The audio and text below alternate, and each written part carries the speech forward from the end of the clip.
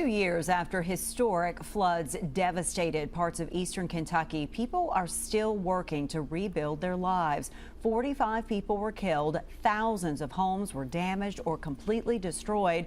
Many of those affected are still waiting on permanent housing.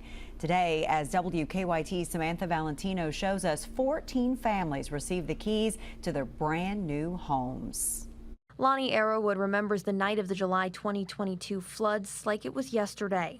What woke us up was our cars floating in the front yard. Lonnie says when he went outside, the water washed him away. There was a pickup truck sitting outside, and I grabbed a hold of the an old hamper that was standing behind it, and held on there until the water started calm down some.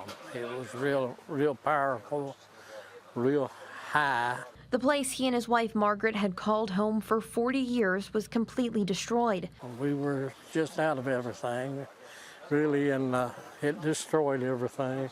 They've been living in a trailer ever since, but Wednesday they and 13 other families received the keys to brand new homes. We say it's paid in full, just like the blood of Jesus Christ that washed away the sins of this world. We didn't deserve it, and we didn't earn it. This is a free gift. Edward Graham is the COO of Samaritan's Purse. They built these homes for families who, like the Arrowwoods, lost everything. We use volunteers a lot. We have paid contractors and licensed builders, but we use a lot of volunteer labor that'll come in and help build these communities. Graham says many of the people now living here were impacted by both the 2021 and 2022 floods. That's why he says they chose an area on high ground for this community, so hopefully flooding will never affect them again. In Breathitt County, Samantha Valentino, WKYT.